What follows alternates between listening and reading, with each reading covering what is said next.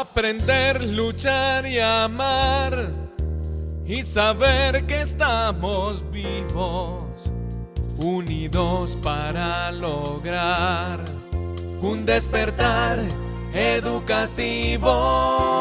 Se ilumina el sendero con la luz de un nuevo día y avanzamos al futuro con el empuje de Adidas. Hola, ¿qué tal? Muy buenos días y bienvenidos a este nuestro programa Despertar Educativo. El día de hoy los saludamos desde el Centro Administrativo La Alpujarra. Le doy la bienvenida también, un especial saludo a mi compañera Laura. Laura, muy buenos días. Buenos días, Daniela. Un saludo muy especial a todos los televidentes. Esta semana algunos maestros ya regresaron a esas clases presenciales, otros lo harán el día de mañana y en el programa de hoy les traeremos todos los detalles de lo que será ese regreso a clases, a qué derechos tienen los maestros y cómo se deben proteger. Y de esta forma iniciamos nuestro programa Despertar Educativo. Bienvenidos. En el regreso a clases, directivos de Adidas recorrerán todas las subregiones del departamento para conocer de cerca el trabajo presencial en las instituciones educativas y verificar que cumplan con las condiciones adecuadas de bioseguridad. Con una mirada jurídica, analizamos la Directiva Ministerial 05 sobre el regreso a clases. Inconcebible que aún en alerta roja por la pandemia se inicie el trabajo de manera presencial. En esta emisión se resuelven algunas dudas de los maestros en aspectos jurídicos, entre esos el abandono de cargo. ¿Cuándo se declara y quién lo hace? Preste mucha atención.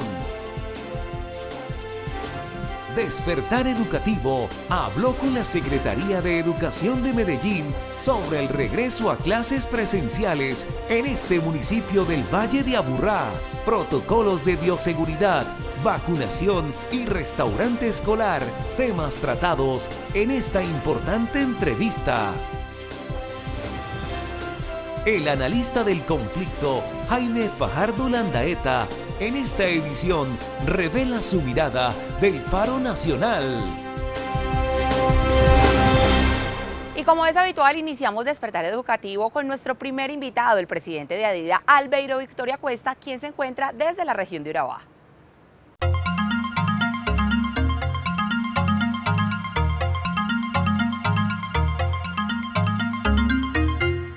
Un combativo y sindical saludo a todos nuestros compañeros docentes, padres de familia y estudiantes. Precisamente mañana en todas las entidades territoriales del departamento de Antioquia se reinician las actividades académicas, donde los maestros, estudiantes regresamos a las instituciones educativas sin las condiciones de bioseguridad, sin las adecuaciones necesarias que permitan continuar el proceso de enseñanza-aprendizaje con medidas de bioseguridad en estos tiempos de pandemia, de acuerdo a lo que dice el Ministerio de Salud. Es lamentable retomar actividades de esta forma en algunas instituciones del departamento.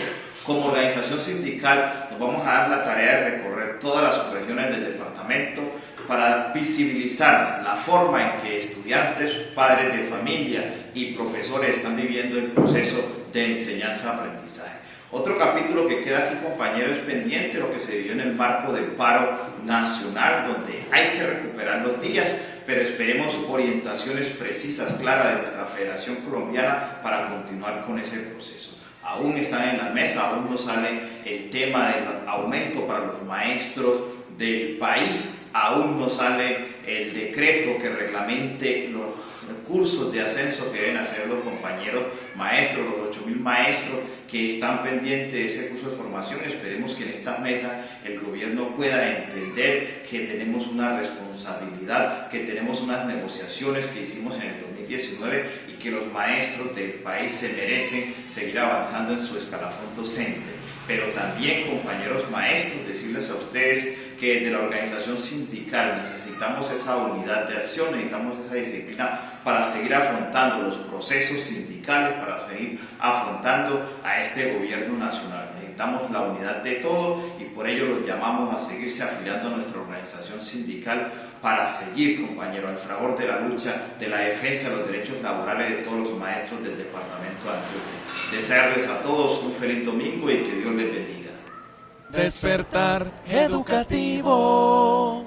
Y a esta hora de la mañana me desplazo hacia otro punto del centro administrativo La Alpujarra, específicamente las oficinas de la Secretaría de Educación de Medellín, pues me encuentro con el secretario de Educación encargado, Juan David Agudelo. Juan David, bienvenido a Despertar Educativo. Iniciemos este espacio hablando de cuáles son esas condiciones bajo las cuales regresan el día de mañana los maestros y los niños a las aulas. Bueno, muy buenos días para ti, Daniela, muy buenos días para todos.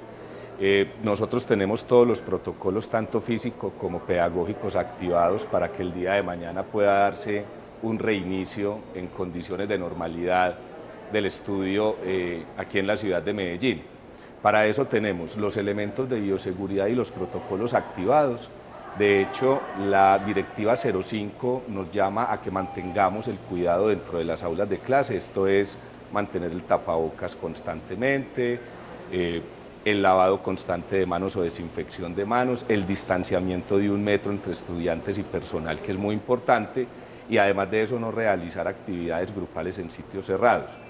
Además de eso contamos con la posibilidad de tener casi o más del 90% de nuestros maestros ya vacunados con el esquema de vacunación completo, casi 3.000 maestros que nos encuentran en este momento con primer esquema de vacunación y además todo el personal administrativo, logístico y de servicios generales ya con su respectivo esquema de vacunación, lo que nos permite decir que tenemos entornos escolares protegidos y seguros para el retorno a clase. Aprovechemos, secretario, que tocamos este tema del porcentaje de maestros vacunados. ¿Qué sucede con estos maestros que por su propia voluntad decidieron no vacunarse? Ok. En concordancia con la circular 017 del Ministerio de Educación Nacional, todos los maestros deben regresar a su sitio de clases a partir de mañana, salvo unas excepciones. ¿Cuáles excepciones? Aquellos maestros que cuando tenían agendada su cita de vacunación o tenían el virus en su momento que no se los permitió, o otro tipo de situaciones como embarazos, y enfermedades generales. Esas son las únicas situaciones en las cuales los rectores permitirán que esos maestros no tengan que estar en sitio de clase, sino que lo puedan hacer desde sus hogares o desde donde lo puedan realizar. De resto, todos los maestros deben de presentarse a su sitio de trabajo mañana. Aquellos que voluntariamente decidieron no aplicarse la vacuna también deben de iniciar mañana labores en el sitio de trabajo. Secretario, hay un tema que probablemente preocupe un poco a maestros y también a padres de familia, y es qué plan hay previsto por parte de la Secretaría de Educación de Medellín en caso de un rebrote del virus en las aulas. Bueno, identificar como que el rebrote de virus en las aulas específicamente se está dando en las aulas es difícil. Yo creo que lo que tenemos que acudir es a que tenemos la protección necesaria dentro de nuestro ambiente para que ese brote no se dé. Y segundo, a que las instituciones educativas, los estudiantes, nuestros maestros, nuestro personal, acudan a realizar esas actividades de protección personal que estamos indicando, ¿cierto?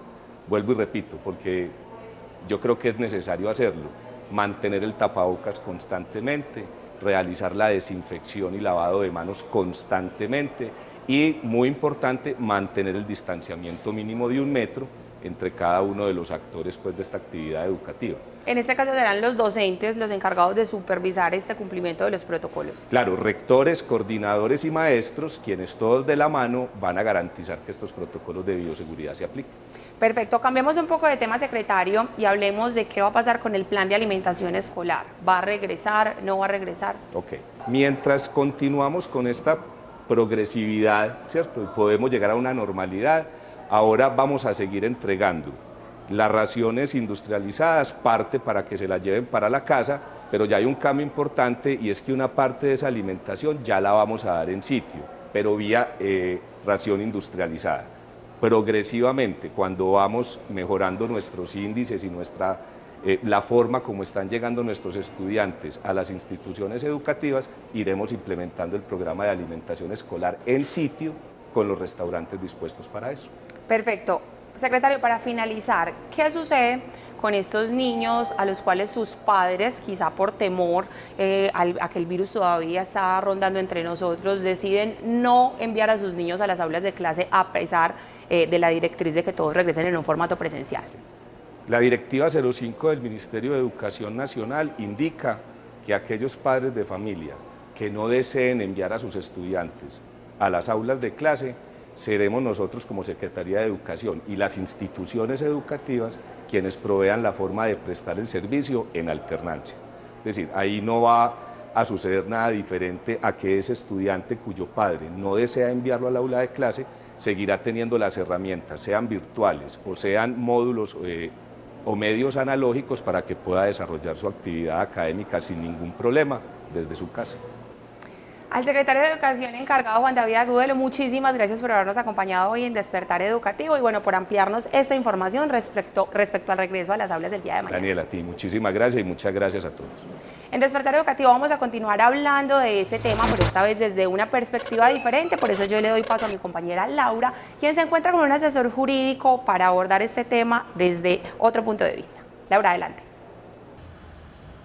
Daniela, muchas gracias por esa completa información. Yo en este momento me encuentro con Sócrates Pérez, asesor jurídico de Adida, precisamente para hablar alrededor de ese tema que nos convoca en el programa de hoy, que es el regreso a las clases en la presencialidad. Sócrates, buenos días, bienvenido nuevamente a Despertar Educativo. Laura, un saludo especial para vos, para los maestros y maestras y directivos docentes del departamento de Antioquia y desde luego también a maestros y maestras de Colombia. Sócrates, aún estamos en una alerta roja en el departamento y cómo hablan de un regreso de manera presencial 100% a las aulas. Hombre, es algo que es imposible de poderlo creer, en el entendido de que si el departamento de Antioquia emite un decreto el 30 de junio del 2021 en el cual decreta la alerta roja a partir del 1 de julio hasta el 31 de julio, es inconcebible que en esa misma fecha, ese mismo día, la Secretaría de Educación Departamental emite una circular donde habla del regreso a la presencialidad, desconociendo el alerta roja que existe en el departamento, conllevando con esto entonces a que los maestros y maestras del departamento de Antioquia, al igual que los niños, niñas, adolescentes y sus núcleos familiares, puedan salir contagiados por por una irresponsabilidad o una ligerez de parte de la administración departamental. Este segundo semestre académico empezó con una directiva del Ministerio de Educación y es ese regreso a las clases presenciales, pero también con una salvedad, y es que los maestros que no regresen a las clases no les van a pagar el sueldo. Esto da abandono de su puesto de trabajo. Mira, yo quiero, antes de hablarle de la Directiva Ministerial 5 del 17 de junio del 2021, quiero decirle cuál es la génesis de esa directiva. Y la génesis de esa directiva es la resolución 777 del 2 de junio del 2021 que emite el Ministerio de la Protección Social, donde en su artículo 5 establece que el regreso a la presencialidad de los docentes, directivos docentes y personal de apoyo corresponderá a las Secretarías de Educación departamentales o las entidades territoriales certificadas con un análisis exhaustivo que permita la presencialidad, ¿cierto? Teniendo el rigor de unos protocolos. Pero aquí lo más curioso de todo es que esta misma resolución de 777 deja sin efecto jurídico los protocolos de bioseguridad técnicos que establecía la resolución 1721 del 2020 y la 666.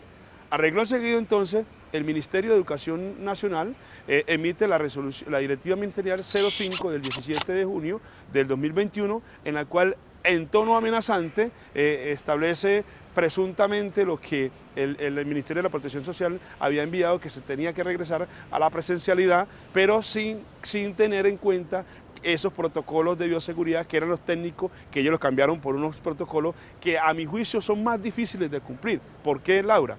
Porque resulta que en esa misma directiva ministerial, en la página 2, en su inciso D, establece que tiene que garantizar la institución educativa que los niños, niñas y adolescentes tengan un distanciamiento de 1 metro en el interior de las instituciones y en todo el proceso que esté allá.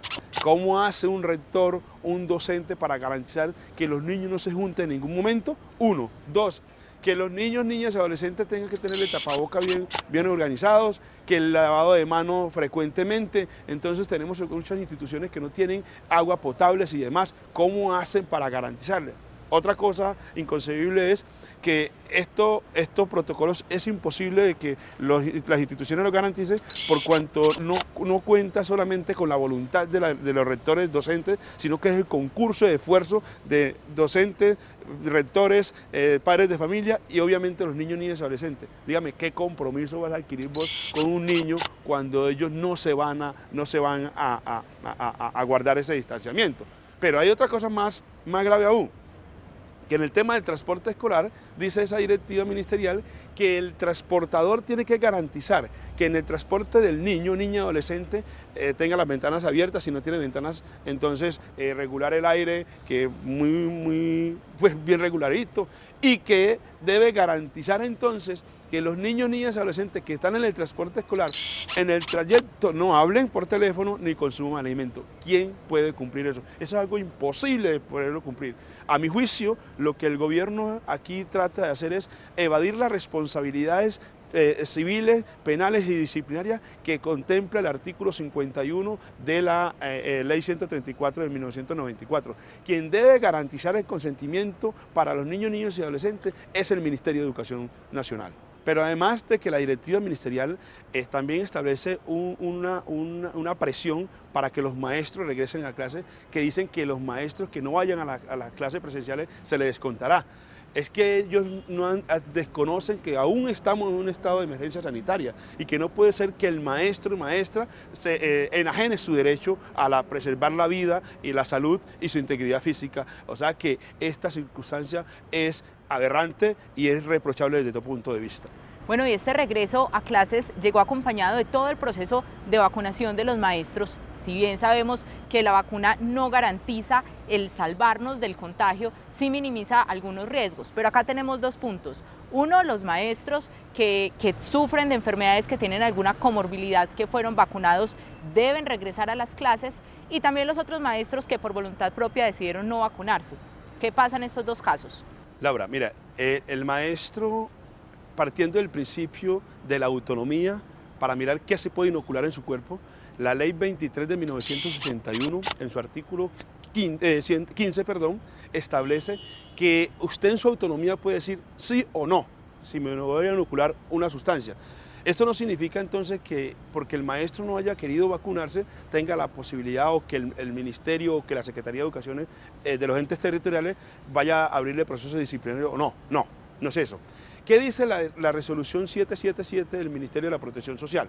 Que aquellos maestros, en el parágrafo, que aquellos maestros que dentro de su autonomía no se hayan vacunado o no hayan recibido el esquema completo de vacunación, entonces las entidades territoriales certificadas en educación mirarán cómo trabajarán ellos. No está diciendo, porque tampoco es competencia del Ministerio de la Protección Social, que tienen que ir a la presencialidad, porque aquí, entre otras cosas, es que el gobierno siempre dice, de acuerdo al artículo 5 del decreto 1751 de 2015, dice que el gobierno respetará, garantizará y protegerá el derecho fundamental a la salud.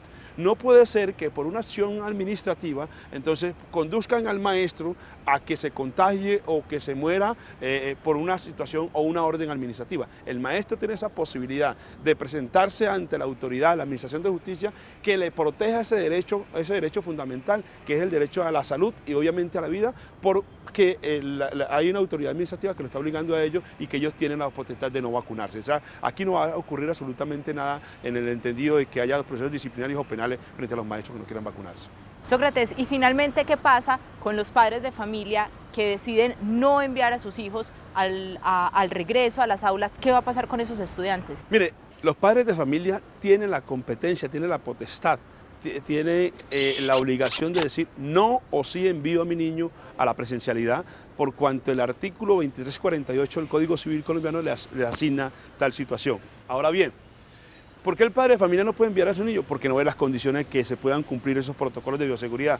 Esto no significa entonces que las instituciones educativas no le envíen las actividades a los niños a través de las guías o como lo vienen haciendo. ¿Por qué?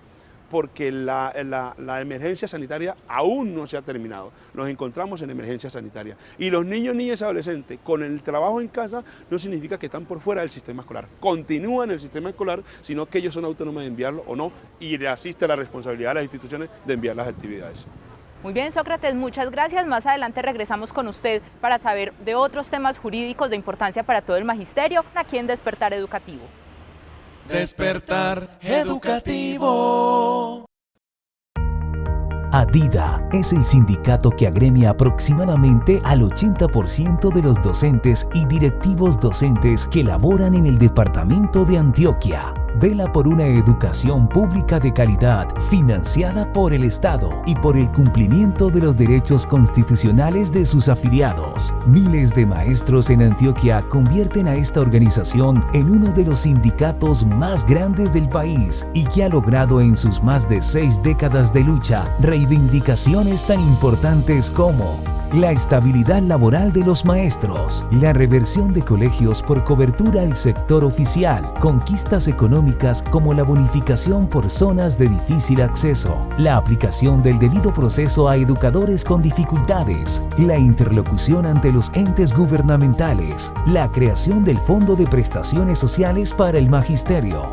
Si usted, maestro, se afilia a ADIDA, podrá disfrutar de todos los beneficios que ofrece la organización sindical como la Biblioteca Concertada ADIDA con FENALCO, un espacio especializado en investigación y pedagogía, asesoría jurídica permanente. Un grupo de abogados especializados están siempre dispuestos a asesorar y vigilar los intereses de sus afiliados. El Centro de Estudios e Investigación Docente, CEID, capacita permanentemente a los docentes afiliados en nuevas competencias para su mejor desempeño profesional. El Centro Recreativo La Juliana, un espacio de descanso para compartir en familia en el municipio de San Jerónimo.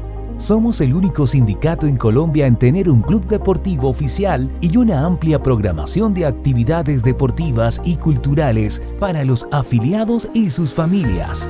ADIDA ofrece a los docentes que hacen parte de la organización formación político-sindical e ideológica gracias a su escuela sindical ESA. La organización ofrece un auxilio económico por la muerte de padres, cónyuge o hijos del educador por un salario mínimo mensual legal vigente y de 22 a las familias por la muerte del docente afiliado al Fondo Solidario.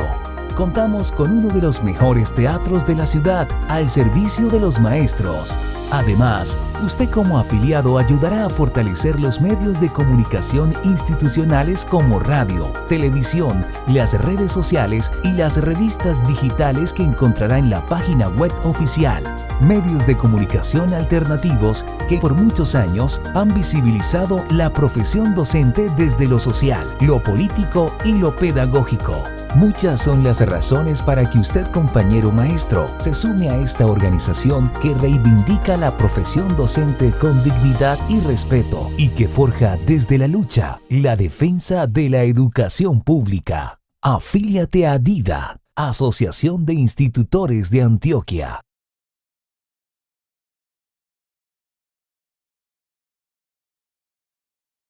Despertar Educativo.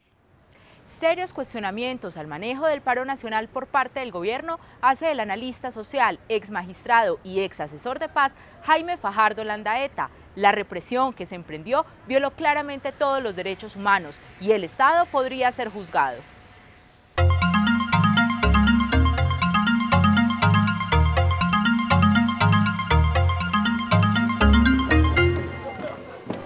Para este analista del conflicto, el gran movimiento social que se generó durante los 47 días de paro nacional fue la respuesta a un problema estructural que de tiempo atrás afecta al pueblo colombiano. Incluso en meses anteriores, antes de la pandemia, tuvimos un movimiento que logró configurar un pliego de peticiones, de reivindicaciones, y que estaba colocando al gobierno en cierta posición defensiva. El gobierno nunca le dio respuesta a ese pliego de peticiones y creyó que la pandemia misma iba como a tirar al olvido esta situación.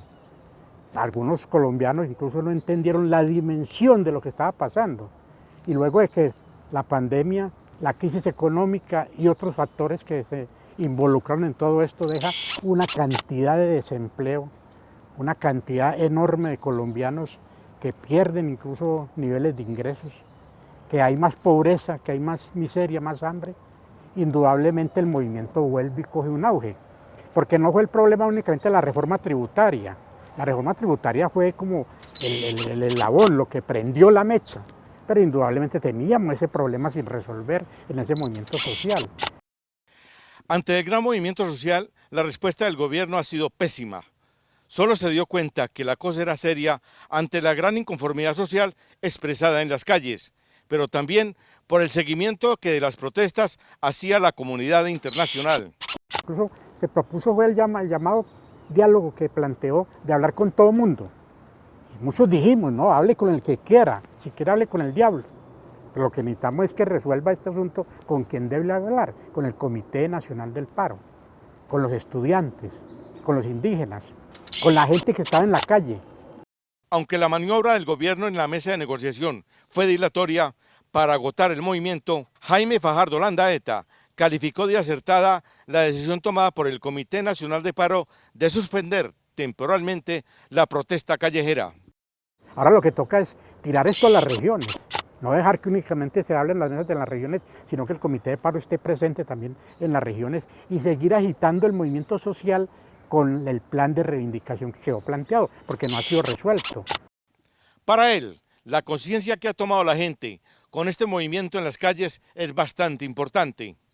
Es un movimiento político de oposición a un gobierno y a unas propuestas que van en contravía de un modelo de desarrollo que esté, digamos, representado o que, digamos, sea la aspiración de la Constitución del 91. Antes la negación de la Constitución del 91 lo que ha hecho el gobierno nacional. Entonces este movimiento tiene que también trasladarse a ese escenario, al escenario en el cual pueda continuar las jornadas y pueda plantearse la necesidad de buscar unas reivindicaciones a otro nivel, no solamente presentando proyectos de ley al Congreso, sino también disponerse a que el escenario electoral del 2022 sea otra fase más en la lucha por lograr este pliego de peticiones. La respuesta de la fuerza pública a las movilizaciones sociales las calificó de desastre. Violatorio totalmente de los derechos humanos, del derecho internacional humanitario, desconocimiento de la protesta social como un derecho fundamental constitucional, aún con un criterio que yo quiero agregarlo y lo voy a agregar como constituyente que fui. La movilización social es pacífica, pero no necesariamente implica que la protesta social no adquiera niveles distintos en cada una de las manifestaciones. Los bloqueos son un hecho que se da constantemente en una movilización social. Chile logró una nueva constituyente en medio de lo que catalogaron muchos también como vandalismo y terrorismo, y hoy están discutiendo la constituyente que allí lograron por medio de ese acuerdo.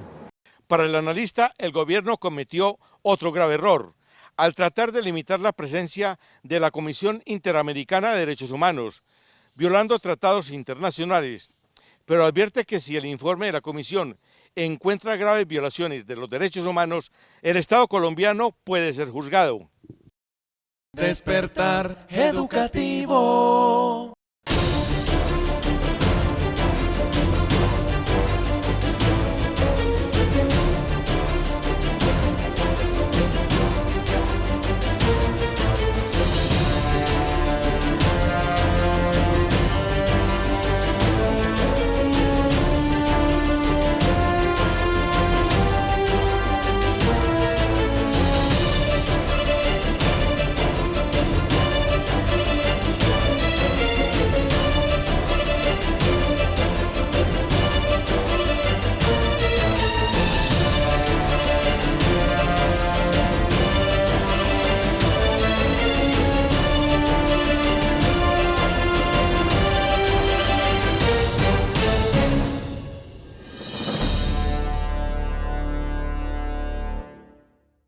Despertar Educativo Televisión, 20 años de prensa alternativa al servicio de los maestros. Regresamos con Sócrates y con otros temas importantes en ese aspecto jurídico, y es que esta semana salió un comunicado donde dice que los maestros deben pagar por los días que estuvieron acompañando las jornadas de paro nacional. Sócrates, ¿esto es legal? ¿Qué deben hacer los maestros? Laura y amables compañeros docentes, el tema de la reposición del tiempo es legal y eso es una de las condiciones que ADIDA, FECODE, cuando se convocan estas actividades dicen que el tiempo se va a reponer. Lo que no es loable es que lo haga el ministerio de manera unilateral porque hay que tener en cuenta varios momentos. En un primer momento es que el cese de las actividades se dio en un estado de pandemia que estábamos con el trabajo en casa. Así las cosas, ese tiempo o las actividades tienen que ser en contenido y el contenido no puede ser que me hablen de presencialidad. De todas formas, hay que esperar y estar atentos los maestros a las negociaciones de FECODI y a los comunicados que saque en este tema para que podamos tener en concreto qué se debe hacer. ¿Listo? Entonces no procedo a profundizar porque no es de mi competencia en este momento. Muy bien, estar muy atentos a lo que se pronuncie FECODI. Vamos a cambiar el tema y es que ahora es muy recurrente el aspecto del abandono de cargo. ¿En qué momento se declara abandono de cargo? Mira, el abandono de cargo, según el decreto ley 1278 del año 2002, en su artículo 43 contempla que se declara abandono de cargo cuando el maestro o el directivo docente, estando en un permiso, no se devuelva a sus actividades, estando en una licencia, o cuando haya sido nombrado en un cargo, 5 días hábiles no se presente. Ahí se puede declarar el abandono de cargo, pero no lo declara el rector, no lo declara el jefe de núcleo, no lo declara la secretaría. El poder disciplinar lo tiene la Procuraduría y en algunas ocasiones excepcionales el control interno disciplinario. Es muy común ver que algunos directivos docentes, afortunadamente no son todos, inician a intimidar a los maestros diciéndoles que le van a declarar abandono de cargo. Es ilógico. Los directivos docentes no declaran abandono de cargo para que tengan claro que no es prudente. Sócrates, muchas gracias. Nosotros finalizamos así Despertar Educativo. Les recordamos que tenemos una cita el próximo domingo a las 7 de la mañana aquí en Teleantioquia. Un feliz día para todos.